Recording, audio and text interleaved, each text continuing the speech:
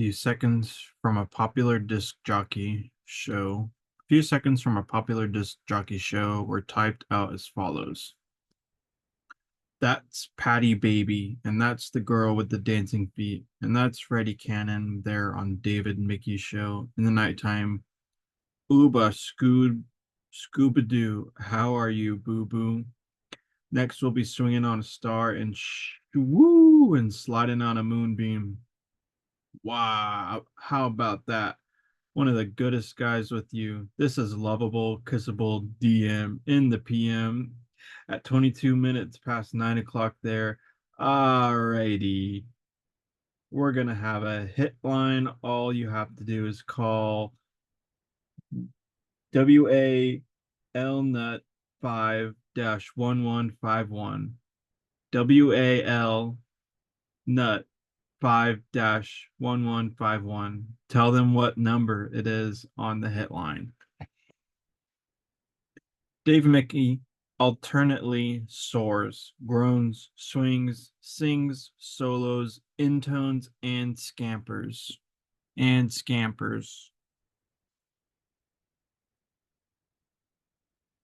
Always reacting to his own actions, he moves entirely in the spoken rather than written area of experience. It is in this way that audience participation is created. The spoken word involves all of the senses dramatically. Though highly literate people tend to speak as connectedly and casually as possible, the sensuous involvement natural to cultures in which literacy is not the ruling form of experience is sometimes indicated in travel guides, as in this item from A Guide to Greece. You will notice that many Greek men seem to spend a lot of time counting the beads of what appear to be amber rosaries, but these have no religious significance. They are Kambaloya, or worry beads, a legacy from the Turks. And Greeks clicked them on land, on the sea, in the air to ward off that insupportable silence which threatens to reign whenever conversation lags. Shepherds do it, cops do it, stevedores and merchants in their shops do it. And if you wonder why so few Greek women wear beads, you'll know it's because their husbands have preempted them for the simplest pleasure of clicking. More aesthetic than thumb twiddling, less expensive than smoking, this queeg-like obsession indicates a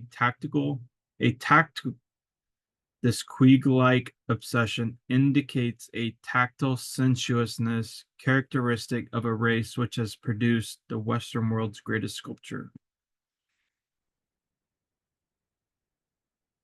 Where the heavy visual stress of literacy is lacking in a culture, there occurs another form of sensuous involvement and cultural appropriation that our Greek guide explains whimsically.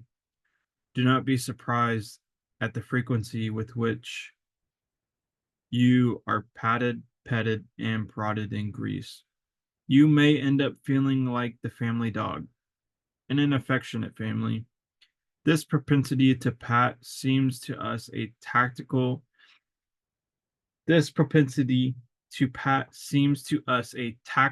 extension of the avid Greek curiosity noted before.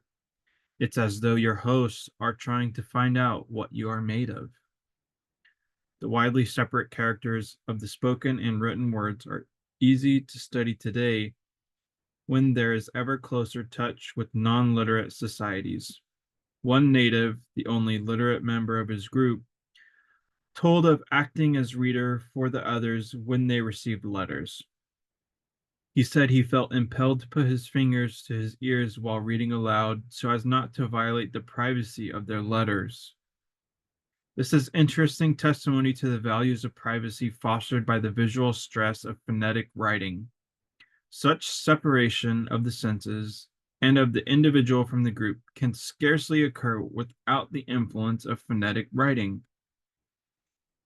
The spoken word does not afford the extension and amplification of the visual power needed for habits of individualism and privacy. The spoken word does not afford the extension and amplification of the visual power needed for habits of individualism and privacy. It helps to appreciate the nature of the spoken word to contrast it with the written form. Although phonetic writing separates and extends the visual power of words, it is comparatively crude and slow. There are not many ways of writing tonight, but Stanislavski used to write. There are not many ways of writing tonight, but Stanislavski used to ask his young actors to pronounce and stress it 50 different ways while the audience wrote down the different shades of feeling and meaning expressed.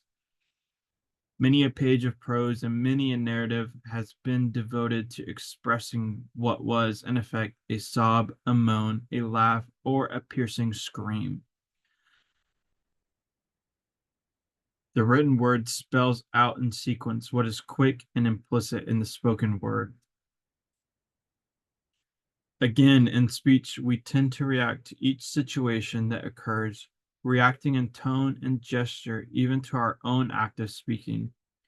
But writing tends to be a kind of separate or specialist action in which there is little opportunity or call for reaction. The literate man or society develops the tremendous power of acting in any matter with considerable detachment from the feeling or emotional involvement that a non-literate man or society would experience. Henry Bergson, the French philosopher, lived and wrote in a tradition of thought in which it was and is considered that language is a human technology that has impaired and diminished the values of the collective unconscious. It is the extension of man in speech that enables the intellect to detach itself from the vastly wider reality. Without language, Bergson suggests, human intelligence would have remained totally involved in the objects of its attention. Language does for intelligence what the wheel does for the feet and the body. It enables them to move from thing to thing with greater ease and speed and ever less involvement. Language extends and amplifies man, but it also divides his faculties. His collective consciousness or intuitive awareness is diminished by the technical extension of consciousness that is speech.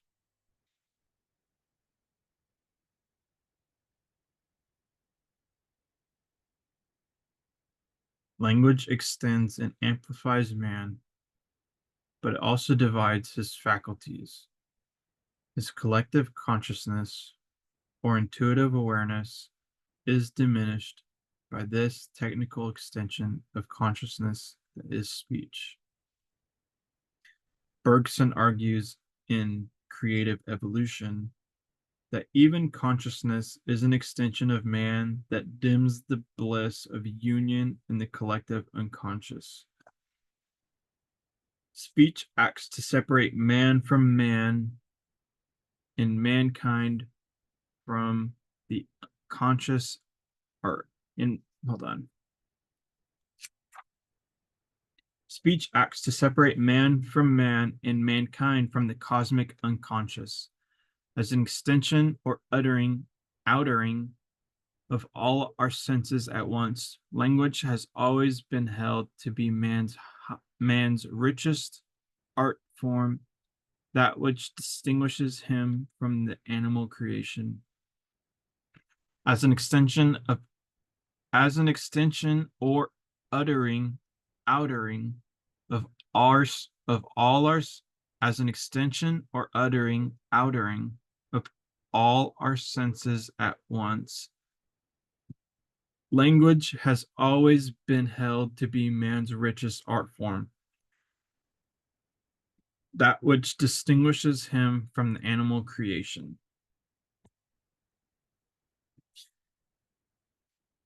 If the human ear can be compared to a radio receiver that is able to decode electromagnetic waves and recode them as sound, the human voice may be compared to the radio transmitter in being able to translate sound into electromagnetic waves. The power of the voice to shape air and space into verbal patterns may well have been preceded by a less specialized expression of cries, grunts, gestures, and commands of song and dance. The patterns of the senses that are extended in the various languages of men are as varied as styles of dress and art. Each mother tongue teaches its users and Each mother tongue teaches its users a way of seeing and feeling the world and of acting in the world that is quite unique. Our new electric technology that extends our senses and nerves in a global embrace has large implications for the future of language. Electric technology does not need words or any more than the digital computer needs numbers. Electricity points the way to an extension of the process of consciousness itself. On a world scale and without any verbalization whatsoever, such a state of collective awareness may have been the pre-verbal condition of men. Language as the technology of human extension, whose powers of division and separation we know so well, may have been the Tower of Babel, by which men sought to scale the highest heavens. Today, computers hold out the promise of a means of instant translation of any code or language into any other code or language. The computer, in short, promises by technology a Pentecostal condition of universal understanding and unity. Today, computers hold out the promise of a means of instant translation of any code or language into any other code or language. The computer, in short, promises by technology a Pentecostal condition of universal understanding and unity. The next logical step would seem to be not to translate, but to bypass languages in favor of a general cosmic consciousness, which might be very like the collective unconscious dreamt by Bergson. The condition of weightlessness that biologists say promises a physical immortality may be paralleled by the condition of speechlessness that could confer a perpetuity of collective harmony and peace.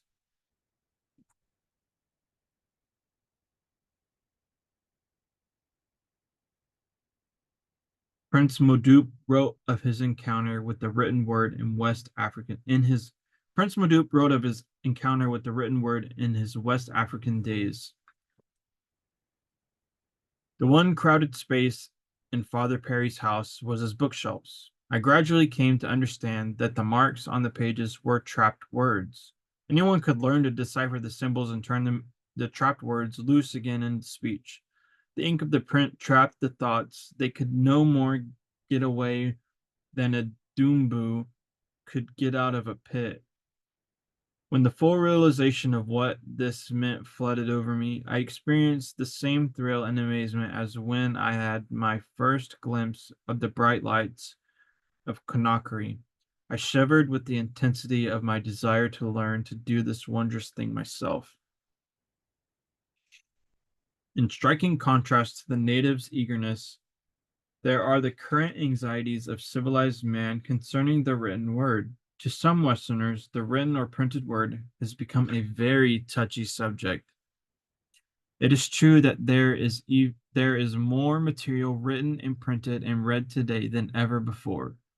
But there is also a new electric technology that threatens this ancient technology of literacy, built on the phonetic alphabet.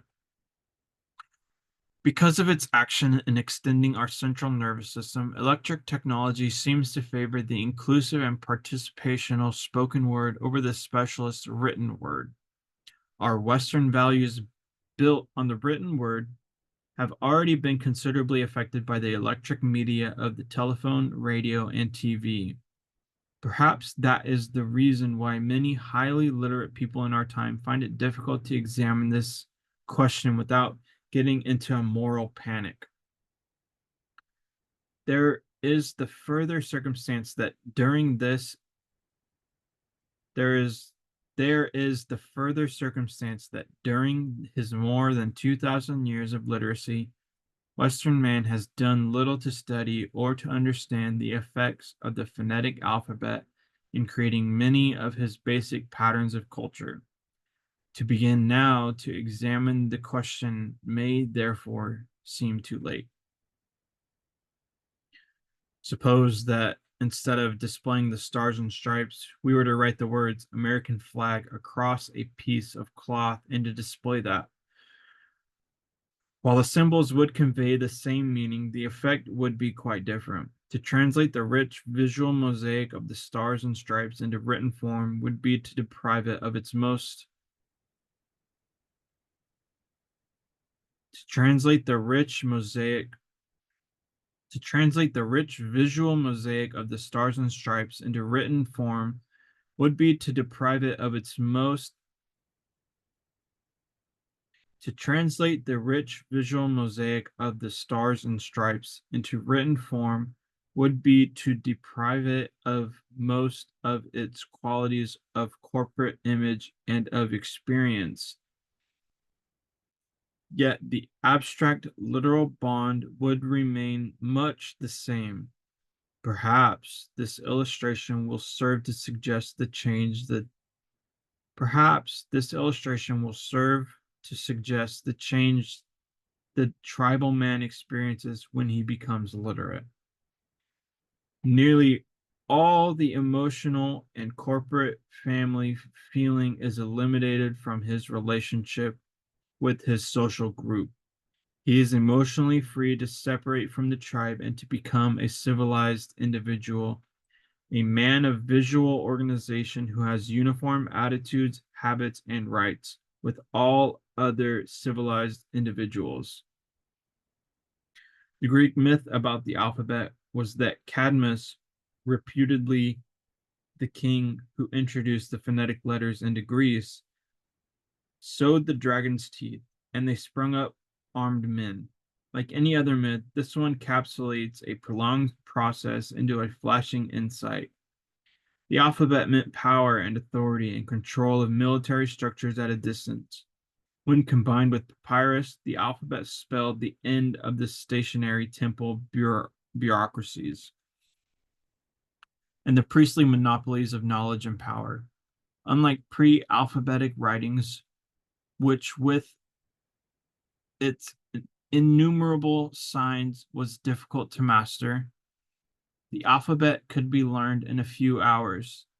The acquisition of so extensive a knowledge and so complex a skill as pre-alphabetic writing represented, when applied to such unwieldy materials as brick and stone, ensured for the scribal case a monopoly of priestly power. The easier alphabet and the light, cheap, transportable papyrus together effected the transfer of power from the priestly to the military class. All this is implied in the myth about Cadmus and the dragon's teeth, including the fall of the city-states, the rise of empires and military bureaucracies.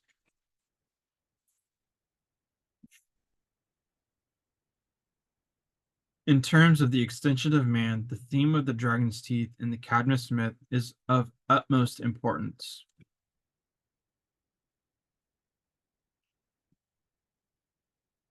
Elias Canetti in Crowds and Power. Elias Canetti in Crowds and Power reminds us that the teeth are an obvious agent of power in man, and especially in many animals. Languages are filled with testimony to the grasping, devouring power and precision of teeth. That the powers of letters as agents of aggressive order and precision should be expressed as extensions of the dragon's teeth is natural and fitting. Teeth are emphatically visual in their lineal order. Teeth are not only like teeth visually, but their power to put teeth into the business of empire building is manifest in our Western society.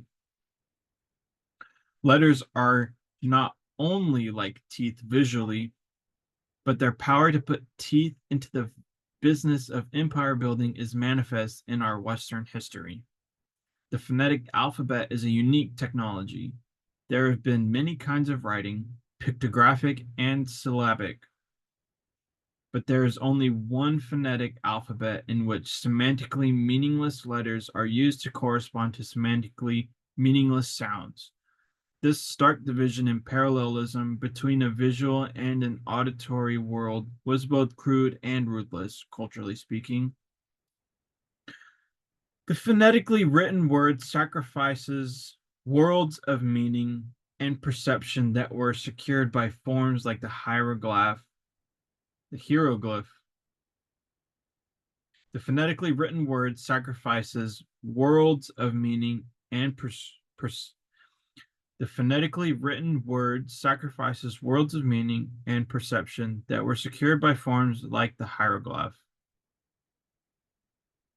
The phonetically written word sacrifices worlds of meaning and perception that were secured by forms like the hieroglyph. Hieroglyph?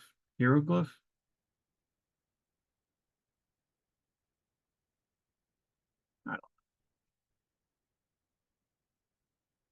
The phonetically written word sacrifices worlds of meaning and perception that were secured by the forms, the hieroglyphs, and the Chinese ideogram. These culturally richer forms of writing, however, offered men no means of sudden transfer from the magically discontinuous and traditional world of the tribal word into the cool and uniform visual medium. Many centuries of ideogrammatic use have not threatened the seamless web of family and tribal subtleties of Chinese society. On the other hand, a single generation of alphabetic literacy suffices in Africa today. As in Gaul 2,000 years ago,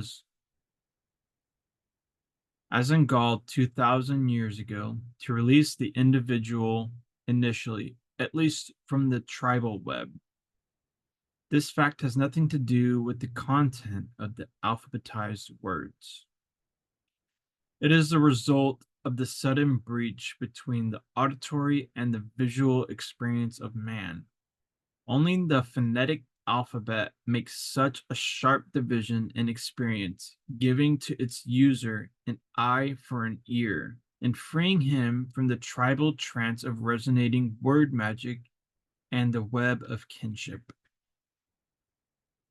It can be argued, then, that the phonetic alphabet alone is the technology that has been the means of creating civilized man.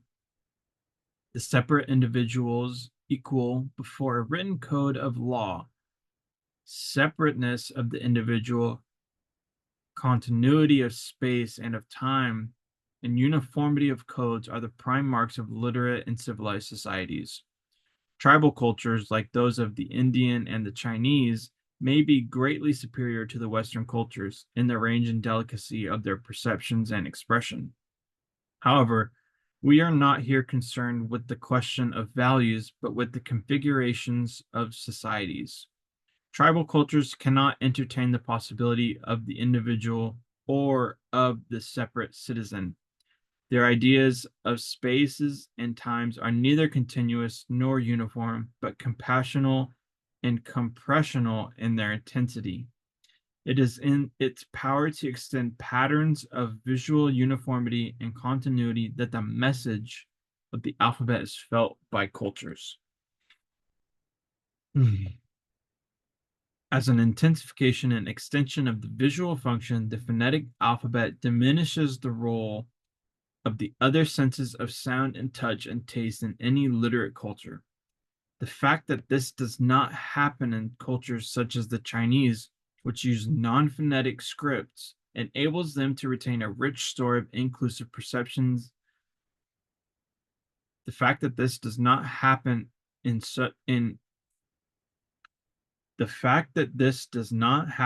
cultures such as the Chinese, which use non-phonetic scripts, enables them to retain a rich store of inclusive perception and depth of experience that tends to become eroded in civilized cultures of the phonetic alphabet.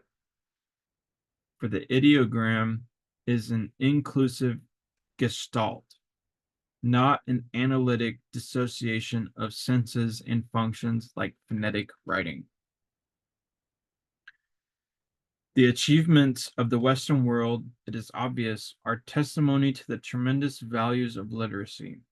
But many people are also disposed to object that we have purchased our structure of specialist technology and values at too high a price.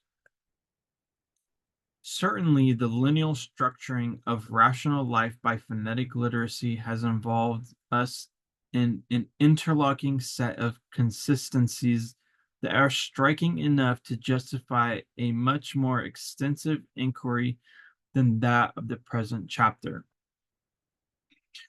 Perhaps there are better approaches along quite different lines. For example, consciousness is regarded as the mark of a rational being.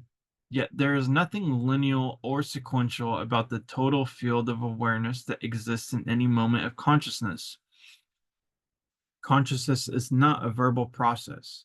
Yet all during all our centuries of phonetic literacy, we have favored the chain of inferences. Hold on.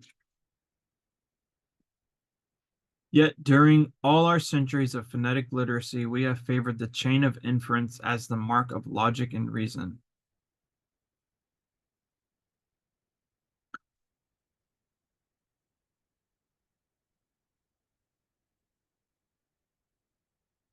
Perhaps there are better approaches along quite different lines. For example, consciousness is regarded as the mark of a rational being, yet there is nothing lineal or sequential about the total field of awareness that exists in any moment of consciousness.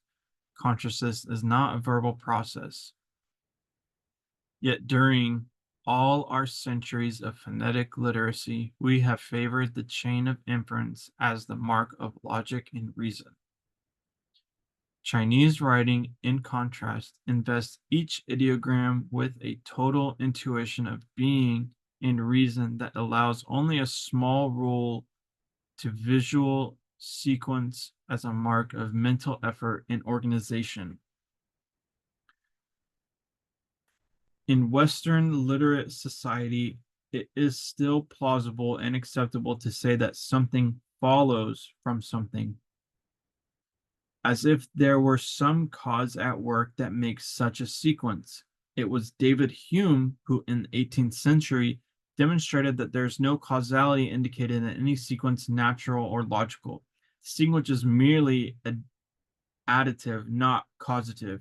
Hume's argument said, Immanuel Kant awoke me from my dogmatic slumber. Neither Hume nor Kant, however, detected the hidden cause of our Western bias toward sequence as logic in all pervasive technology of the alphabet. Today, in the electric age, we feel as free to invent non-linear logics as we do not make non-Euclidean geometries.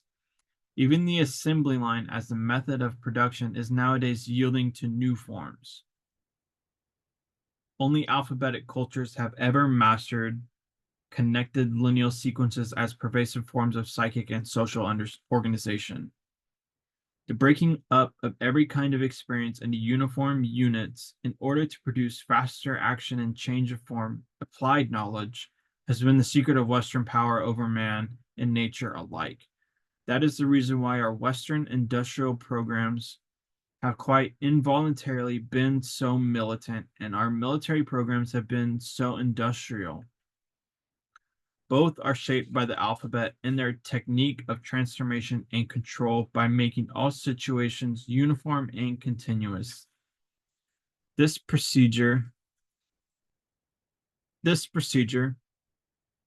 manifests even in the Greco-Roman phase,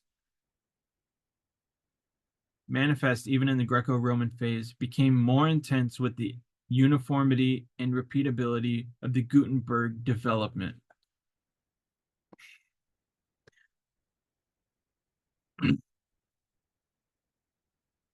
Civilization is built on literacy because literacy is a uniform processing of a culture by a visual sense extended in space and time by the alphabet. In tribal cultures, experience is arranged by a dominant auditory sense life like sorry.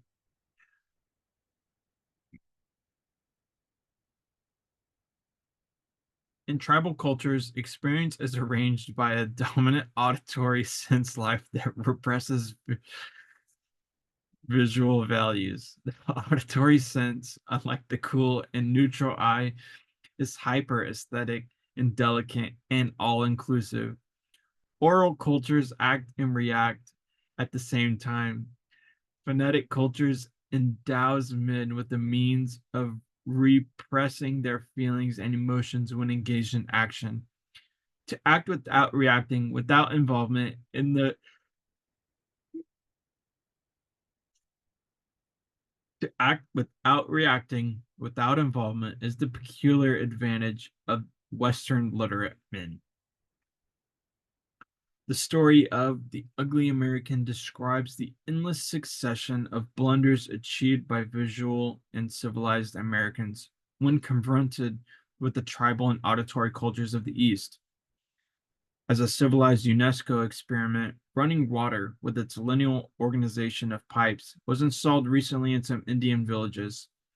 Soon the villagers requested that the pipes be removed, for it seemed to them that the whole social life of the village had been impoverished when it was no longer necessary for all to visit the communal well. To us, the pipe is a convenience.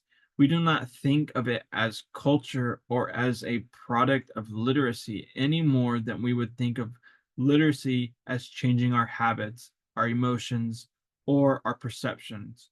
To non literate people, it is perfectly obvious that the most commonplace conveniences represent total changes in culture. The Russians, less permeated with the patterns of literate culture than Americans, have much less difficulty in perceiving and accommodating the Asiatic attitudes. For the West, literacy has long been pipes and taps and streets and assembly lines and inventories. Perhaps most potent of all, as an expression of literacy, is our system of uniform pricing that penetrates distant markets and speeds the turnover of commodities. Even our ideas of cause and effect in the literate West have long been in the form of things in sequence and succession, an idea that strikes any tribal or auditory culture as quite ridiculous, and one that has lost its prime place in our own new physics and biology.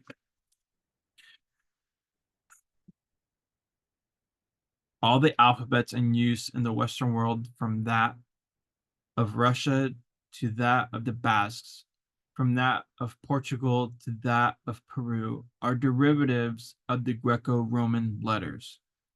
Their unique separation of sight and sound from semantic and verbal content made them a most radical technology for the translation and homogenization of cultures. All other forms of writing had served merely one culture and had served to separate that culture from others. The phonetic letters alone could be used to translate, albeit crudely, the sounds of any language into one and the same visual code. Today, the effort of the Chinese to use our phonetic letters to translate their language has run into special problems in the wide tonal variations and meanings of similar sounds. This has led to the practice of fragmenting Chinese monosyllables into polysyllables in order to eliminate tonal ambiguity. The Western phonetic alphabet is now at work transforming the central auditory features of the Chinese language and culture in order that China can also develop the lineal and visual patterns that give central unity and aggregate uniform power to Western work and organization.